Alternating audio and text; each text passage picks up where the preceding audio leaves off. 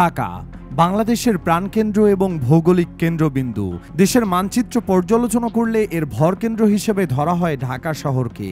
অপরিকল্পিত নগরায়ন, ধারণ ক্ষমতার কয়েক গুণ বেশি জনসংখ্যা এ শহরকে পরিণত করেছে দেশের দুর্বলতম স্থানে। এই দুর্বলতার সুযোগ নিয়ে যুদ্ধকালীন সময়ে শত্রু বাহিনী চালাতে পারে যে কোনো ধরনের আক্রমণ। প্রযুক্তির উৎকর্ষতার এ যুগে যা গড়াতে পারে পারমাণবিক হামলা পর্যন্ত। কি হবে যদি ঢাকার আকাশ থেকে নিক্ষিপ্ত হয় একটি পারমাণবিক বোমা?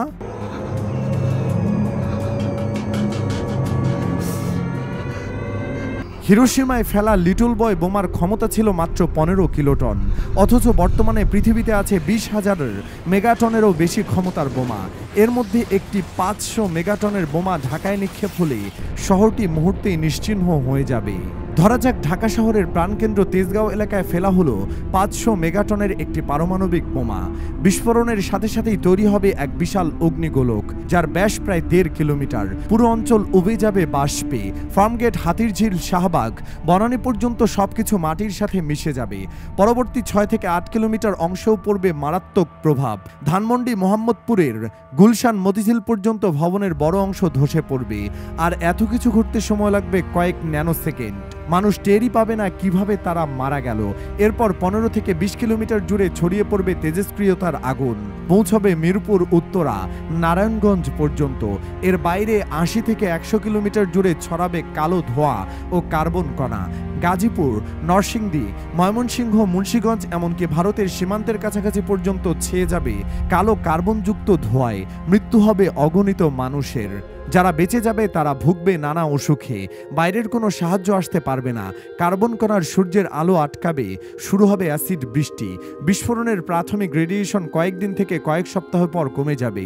তবে পরিবেশ ও পরিস্থিতির অস্বাভাবিকতা থেকে যাবে বহু বছর পর্যন্ত। 1 থেকে 5 বছরের মাঝে সীমিতভাবে মানুষ প্রবেশের উপযোগী হলেও তখনও পাওয়া যাবে না নিরাপদ পানি এবং খাদ্য।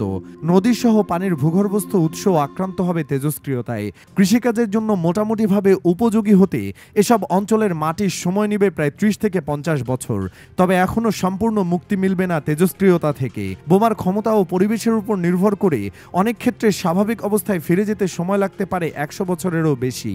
পৃথিবীতে এখন পর্যন্ত যত অস্ত্রের ব্যবহার হয়েছে তার মাঝে পারমাণবিক বোমা সবচেয়ে ভয়ানক। এতক্ষণ যে ক্ষয়ক্ষতির বিষয়ে আলোচনা হয়েছে তা মাত্র 500 মেগাটনের একটি বোমার।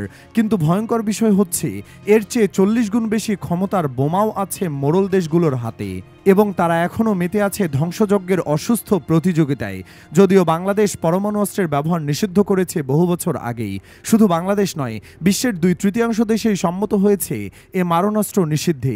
তবে বিশ্বযুদ্ধের মতো পরিস্থিতিতে মোড়ল দেশগুলো যদি এ অস্ত্রের ব্যবহার শুরু করে তবে বিশ্বের কোনো দেশই রেহাই পাবে না এর অভিশাপ থেকে।